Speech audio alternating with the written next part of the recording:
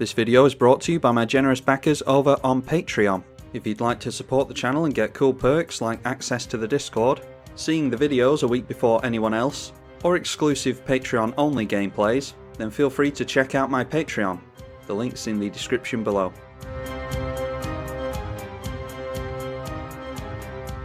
This gameplay is dedicated to rare tier patron James Humphreys. James, thank you. Edgar Markov versus Nekusar the Mindrazer, Golos Tireless Pilgrim, and Rashmi Eternities Crafter. Well, that's not the greatest hand to keep. We can't get into Gifted Aetherborn. Yeah, I'm going to get rid of that. Alright, we can fix our mana a little bit better there. It's still not great though, but we'll keep it. Alright, and we get into a fervor. I'm just going to play out the Arid Mesa. Don't know if I should crack it yet or not. Everyone's just gone in for tap lands so far, so I think we've got a little bit of time. First spell of the game is Shapesharer from Rashmi. Rashmi is being played by Ron, who is a patron to the channel. Couldn't get enough patrons together for a 4-player game, so we're playing against Malfier, who is on Golos, and Praying Mantis, who is playing the Nekusar deck. Alright, nothing too exciting going on. A Farseek from Golos, and then a bounce land from the Nekusar player. I don't know if we should go for a Boros land or a black one. I think to play it safe we should really go for a Godless Shrine here. And we'll just have to keep our fingers crossed that we get into another land, but we have not so far. So let's go for red with the Prismatic Vista, and we can go in for the Vampire Interloper. And that way, no matter which land we can get into, we can cast anything in our hand. Probably looking to get in with the Fervor, to be honest. And our Edgar Markov triggers and gets us into a Vampire token. The Shapeshifter goes in at Nekusar, and then they're holding up mana. You assume that Rashmi, I mean that's how I built Rashmi in my 1v1 list anyway. Don't think I've ever shown that on the channel, but tend to want to build her with a lot of flash and instant speed stuff. So I assume our opponent's either holding up counter magic or has a flash creature. Trinket Mage comes down. Let's see if they get the typical Sol Ring with Trinket Mage. They did not. They went for Sensei's Top. I always forget Sensei's Top is available to us in Multiplayer Commander. Now Nekusar going in for Kefnet. Wouldn't mind a wheel at this point because we're not getting into lands, although it would mean discarding a bunch of stuff. Yep, still no land for us. We've got 37 in the deck and can't draw into them apparently. So instead of deciding to fix colours, should have gone for double black. Anyway, we can't block with the Vampire Interloper, so we might as well just swing in. We'll go in at Golos. And there is Rashmi. They didn't, I don't think, they did anything. Nope, they didn't do anything with that 3 mana. That's not to say they didn't have anything to do though. And here he is, Golos Tireless Pilgrim comes down. Let's see which land they go after. We're just seeing snow-covered basics so far. If we see any regular basics, then it points us in the direction of the Field of the Dead. And yeah, fairly typical of a Golos build. They go in for Field of the Dead. It's probably what I would go for in our opponent's situation here. One more land and they start triggering their field. Alright, another tap land for Nekusar, unfortunately. I was kind of hoping that Nekusar would go in for a wheel, but it's not as likely when they don't have any draw pain in play. Oh, but luckily we get into another mana. Yeah, I would rather it was black. Can we do anything with that? We can go for Fire Covenant. I'll get down the Fervor, actually. Oh, wow, okay, and then... that seems like a very strange counter to me. We've got the least amount of mana, and yeah, we haven't really done anything this game so far, so yeah, I can somewhat understand it, but there is a Golos player at the table that I would be much more worried about personally. Krufix, God of Horizons, coming down for Rashmi. Whenever you cast your first spell each turn, reveal the top card. If it's a non-land with CMC less, you can cast it, otherwise it goes into your hand. Oh, they get an As Foretold off of that. And the 1-1 going in past the Kefnet, which can't block. So that's 1 damage over there. Playing a land, and then Golos going in for Golos' ability, but luckily for us, just playing a bunch of lands off the top, or exiling a bunch of lands off the top that they can't play. So that's really good. We dodged a bullet there. Leyline of Anticipation now from the Nekusar player. Which, yeah, is going to make things very difficult. Alright, but at least we get into another land. Our mana is completely backwards this game. Yeah, I mean, we get out Wasteland and hope that we can get into some black mana at some point so that we can actually point that at the Field of the Dead. Luckily, the game is fairly slow, but we're the slowest amongst everyone so far. I'll probably try and leave the Wasteland in play, because if we get into another land, we can go in for Vona, and we're holding up Fire Covenant at this point. Not too desperate to go in for Fire Covenant at the moment. There's no creatures that are particularly worrisome. Sakashima the Imposter. That comes down as a copy of what, I wonder? Maybe Golos, if they've got a land that they really like, Gaia's Cradle or something like that. What did they reveal off of Rashmi there? They just revealed a forest. No, coming down as a copy of the Trinket Mage. And if they go for, well, it's a 1 CMC artifact thing, and they can cast that for free thanks to As Foretold, and they go for the typical Sol Ring with that, which they can get down for free, like I said, so they could do something else on someone else's turn and draw with Rashmi again. And that does animate the Krufix as well, by the way, so they are going to swing in at Golos with Krufix, and Rashmi is going to go over at Nekusar, who cannot block.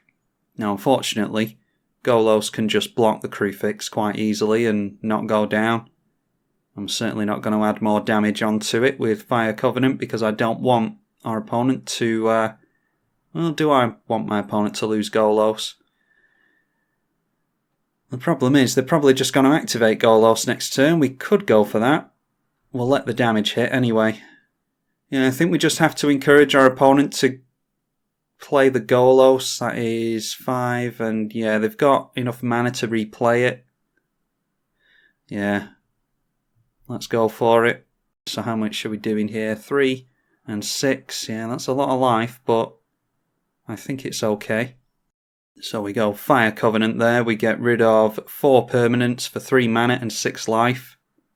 Alright, and in response to that, the Shape Sharer is going for a copy of a target creature until the next turn, so that's just to put some more toughness onto there, so that will survive. We'll also deanimate the Krufix. Halimar Depths comes down and triggers Field of the Dead. They'll also get to reorganise the top 3 cards. Like I said, I'd like to get rid of the Field of the Dead, but our mana situation is not good at the moment. Not having the best of luck there. D-Spark going on to Rashmi now, so players using their removal against each other. So we're not going to see Golos this turn, luckily. A Time Warp. Yeah, that really tempts me into Wasteland. And it's obvious what they're going for now. They're going for Golos into a bunch of free extra turns.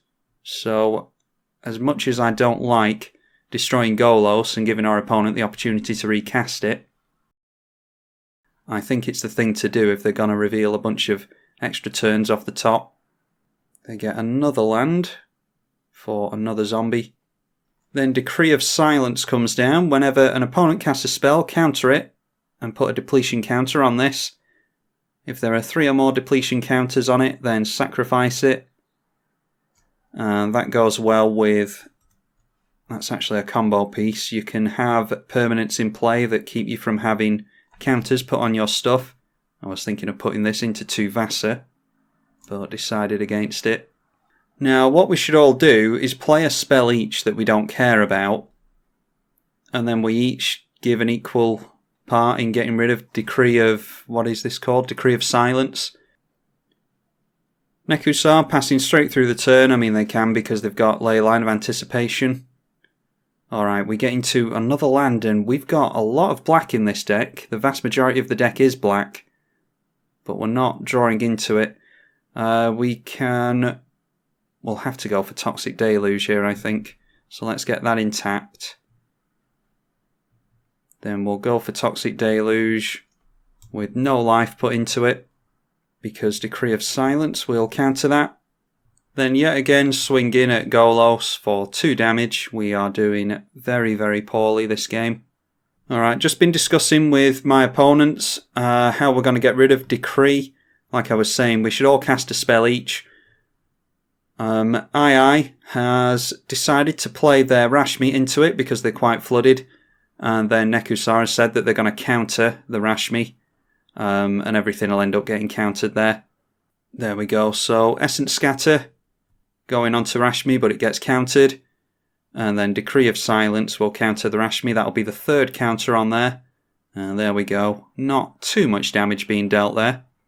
And at the end of the turn, they're deciding not to cast anything else. The Sensei's Top is going to be spun here. They've only got 2 cards left in hand, but they can go in for their Golos on their turn. I think I'm going to leave in the Wasteland and allow Field of the Dead to carry on. And we'll go in for Vona. Then after the draw step, Sensei's Top is going to be activated for card draw, so they see 2 cards on top they like apparently. Playing an Ancient Tomb for another field trigger. Golos coming down again, let's see what land they go for. They are going to have more than enough mana to activate. But good, that is getting countered, so I think it's enter the battlefield, isn't it? Yeah, they don't get to search for a land here. A lot of counter magic coming from Nekusar. Oh no, it didn't come from Nekusar, that was Arcane Signet coming from Rashmi. Yeah, so again, Golos being countered there. Then a couple of zombies roll in at Nekusar, so they'll get 4 damage dealt to them there. And at the end of the turn, Nekusar is going to get down Nightscape Familiar, because they've got Flash off of the Leyline. And Golos is going to draw a couple of cards. Rashmi will draw 1. Alright, yeah, more stuff that we can't cast thanks to our janky mana. Yeah, I don't usually have this much bad luck with mana. Thanks to all the fetches and jewels and stuff. We just go in for Vona here, I think, because it's pretty much all we can do. And unfortunately, Vona is not going to have haste, thanks to the Fervor being countered. But I don't really know what we'd go for anyway. Probably the Leyline of Anticipation, I would think. Then again, we'll continue to target Golos. Yeah, and we'll just hold everything back. Really not the type of plays that a Markov deck wants to be making. But we don't really have much choice at the moment. Now, we'll go over to II's turn. They've got 4 colourless floating mana thanks to the Crucifix. And they've got 5 cards in hand, so at the very least they can get down their Rashmi. Yep, that's exactly what they do, get down the Rashmi. And now they've got 5-6 mana floating, and they can go for the As Foretold on each of our turns as well. Although I doubt they've got a grip full of 3 CMC spells. Shapesharer becomes a copy of the Vona, and it does not have Summoning Sickness because it entered the battlefield a long time ago. So they swing in at Golos. And that is Vigilance and Lifelink. Blocking with a zombie, they gain 4 life. And now let's see if Vona takes out Vona, because they might be worried about their Crucifix getting exiled. No, oh, it's Destroy anyway. I thought it was Exile, alright, so we couldn't take out Crucifix anyway. They're going after the Leyline to save us doing it. Then going for something at instant speed in response. Probably just Nekusar by the looks of it. It is their commander. They've overtapped for that because they forgot about the Nightscape Familiar. But they're going to do something else as well. Oh, Spiteful Visions. Okay, so setting up the draw pane here. Only got 1 card in hand and it may well be a wheel. And they get a turn before us, so Vona might not survive until next turn. So here we go with the Nekusar triggers. An additional card is drawn at the beginning of each player's turn with Spiteful Visions and with the Nekusar. So we'll draw 3 cards at the beginning of our turn and take 2 points of damage for each one. So that's 6 damage at the beginning of each of our turns. And then a further 2 damage per card drawn after that. Ooh, Toxic Deluge comes down for 4. That wipes out everything except for the Kefnet. And if there's a wheel over here, I would have put the extra point of life in there, I think, just to get rid of Kefnet as well. If they've got a wheel in hand, then Kefnet will most likely be switched on. Most wheels will refill your hand up to 7. But there goes our Vona, so we couldn't make use of that. And Golos is up to 7 cards in hand, which is noteworthy. Sensei's top comes back down. And then they go for card draw immediately on that, so taking another 2 points of damage. Then playing Cabal Coffers, so if they're going for Golos, they're most likely going to get out an Urborg. Which I'm in 2 minds about, because we're desperate for black mana. But if they get into Urborg, they've got a heap of mana off of Cabal Coffers then. Then a Sylvan Library. And just deciding to leave it at that. So we go over to Nekusar's turn. They are affected by their own Spiteful Visions. As good a card as this is, it does affect you as a draw pain player. So you have to be very careful with Spiteful Visions. Especially when you're not at the highest life total. Then Nekusar comes down again, followed by another bounce land. So we're going to draw some stuff here, and hopefully at least one of them is a black land. Alright, there's a swamp, that's good. Nameless Inversion will get us into a vampire as well, because it is a changeling card.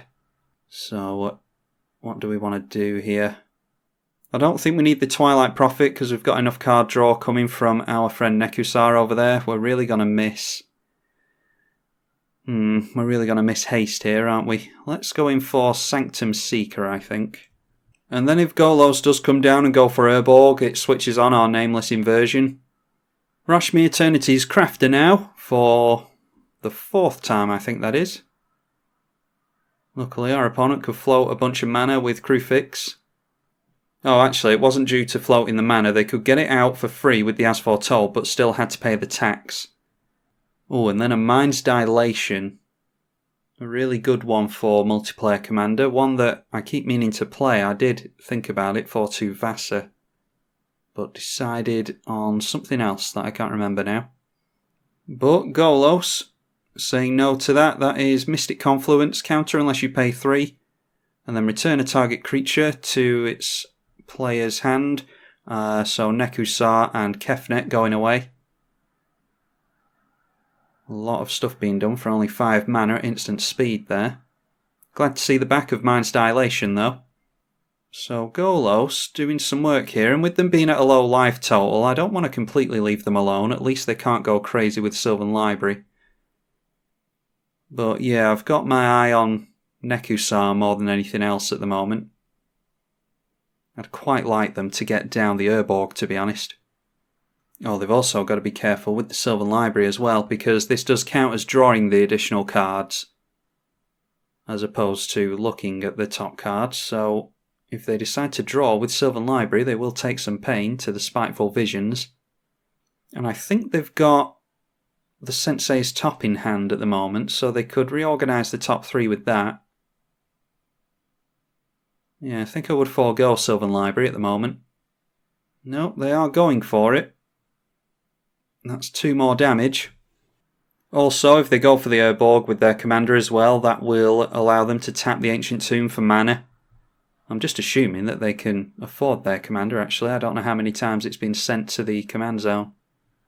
And from Golos, we got Windgrace's Judgment, taking down the Spiteful Visions, which I suppose is a good thing to get rid of, but I did like the card draw from that. Sanctum Seeker went down, as well as did the As Foretold. I added Windgrace's Judgment to my multiplayer Windgrace deck. Haven't gotten to play it yet, but that's a really good card for only 5 mana.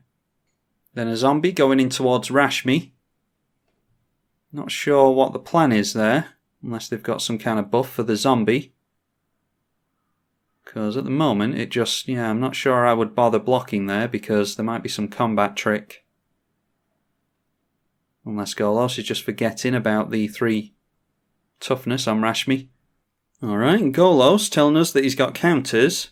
So, I mean, I don't think we really need to play around counters. We've done absolutely nothing this game, but Malfear, I think, messed up his turn a little bit there. Went for Windgrace's Judgment before going for Golos.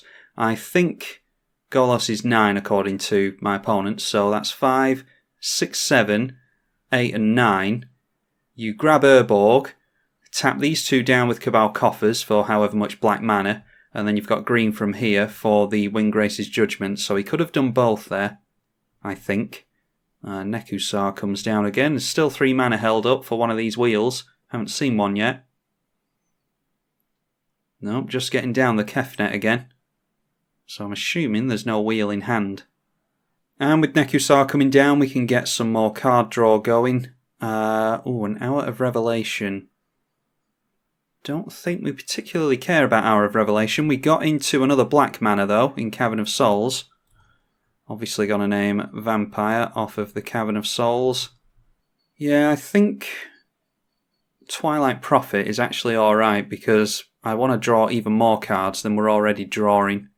So let's go Twilight Prophet, and then I might swing in towards Nekusar and see if they want to block our token for 1 point of damage, and then go for the rest with Nameless Inversion.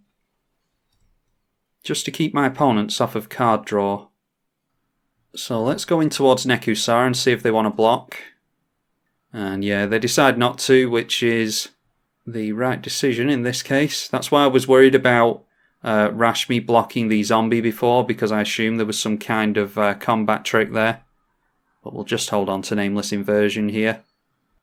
We do have the City's Blessing as well, by the way, so Twilight Prophet will trigger at the beginning of our upkeep. If you have the City's Blessing, reveal the top card and put it into your hand. Each opponent loses X life and you gain X, where X is the CMC of the card revealed. Which, knowing our luck, this game is probably going to be a land. Zendikar Resurgent now for double mana and card draw. And that takes them into Skyshroud Claim for even more mana. So Rashmi really setting up to win this one. And couldn't really ask for much more to cascade into off of Zendikar Resurgent than even more mana. Skyshroud Claim got them into an additional 4 mana effectively there. So it might be time for this Hour of Revelation sooner rather than later. Alright, season's passed. They can target, it's any number of cards with different CMCs. So they've got a 2, a 3, 4, and a 7 there. They've got a couple of 2s and a couple of 4s to choose from. They went for Arcane Denial as foretold, Sakashima and Mind's Dilation, so we need to remember that they've got the Arcane Denial back in hand. Sakashima comes straight down for card draw. Might actually be worth getting down the Hour of Revelation next turn to bait out the Arcane Denial. Well, that'll be card draw at the very least. But there's 2 Nekusars in play now, so for every card we draw, we're going to be losing a lot of life. Krufix goes in towards the Nekusar player. Now with 2 Nekusars in play, it looks like Golos' days are numbered. They certainly can't go for the draw with Sylvan Library. Goes down to 3 life with a full grip in hand. Oh, Decree of Pain now. So we're still not going to get the card draw from Twilight Drover, and we're not going to benefit from the Nekusars either. I think this is just one of the benefits of going last. And I say benefits sarcastically, of course. Yeah, no point in going for Nameless Inversion then. They're going to draw a bunch of cards, but they're not going to be dealt any draw pain thanks to Nekusars being out of play. So they go up to 13 there. They're hovering around at 3 life. They can't, well, they could tap their Ancient Tomb, but then they go down to 1. Noteworthy as well that the Arcane Denial didn't go on to that Decree of Pain. We know that our opponent has Arcane Denial. So deciding to let that go, curiously. That actually switches off Hour of Revelation as well. There's 3, 4, 5 and 6 non-land permanents, so unless 4 more come into play between these two players, we're not likely to be going in for the Hour of Revelation next turn. Having to discard down to hand size now. There's Plague Wind, Leyline of Anticipation, Smothering Tithe, and the Skyshroud Claim is going away as well. Soul Ring comes down from Nekusar. They've done quite well considering that they haven't really ramped this game. It's the one thing that Grixis tends to struggle with. Damnable Pact now. Target player draws X cards and loses X life, so just tapping out for that. And they've put 9 into X, so that refills their hand. They go back up to 10. They just have to hope that they actually make it round to their next turn. Surprised to see in a Grixis deck a black version of draw X cards. There's plenty of blue ones that do the same thing and don't lose you the life, some of which are even instant speed. But anyway, our opponent going for the Damnable Pact. They can then swing in with the Kefnet. I'm not sure who they swung in at there. Decided to swing in at the Rashmi player. Now then, do we want to go for Nameless Inversion? That will give us a token. Then it will be 3, 4, 5, 6, 7, 8. Yeah, we still won't have enough for Hour of Revelation. We could just tap out for it, I suppose. Alright, we get into a land, so that means that we can hard cast Hour of Revelation and play a creature, I think. And it's a black land as well, so...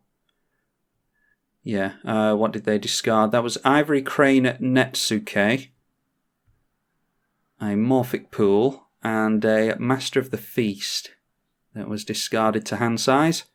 So everyone's got a whole heap of cards in hand now. Let's go Polluted Delta, get a Scrub Land out, and then... so let's attempt this Hour of Revelation. I'm trying to get the counter magic out of I's hand. And even if it gets through, it would be really good to get rid of Zendikar Resurgent, because they've got a lot of mana with a lot of cards in hand.